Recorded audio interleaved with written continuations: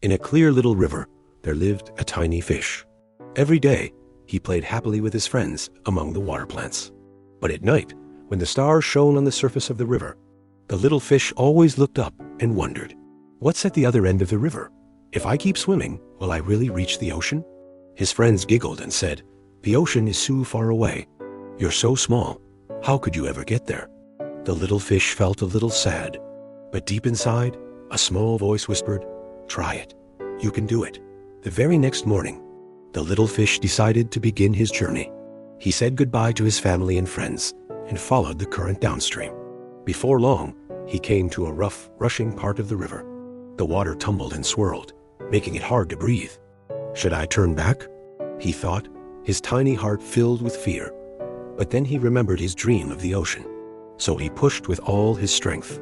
Again and again, the waves pushed him back. But again and again, he swam forward with all his might. At last, he broke free of the rapids and slipped into calm, shining water. Sunlight sparkled down through the surface, and the little fish felt his courage grow. "I did it. I really can keep going." Soon, he swam into a dark, shadowy waterway. There was almost no light, and strange sounds echoed all around him. He curled up in fear. Just then, a group of tiny glowing shrimp swam by. They said gently, "Don't be afraid. We'll go with you for a while."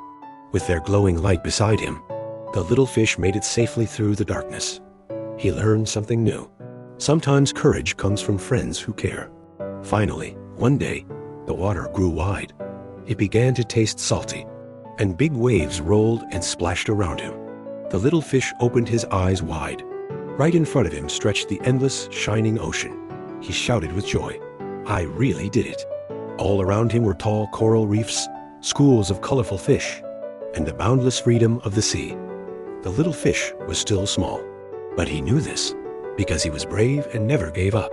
He had found a wide, beautiful world all his own. Dear little one, do you also have a dream that feels too far or too hard? Maybe some people doubt you. Maybe the journey feels scary. But if you're like the little fish, brave, steady, and never giving up, one day you'll reach your very own ocean too. Now, gently close your eyes. Imagine yourself swimming free in the ocean of your dreams.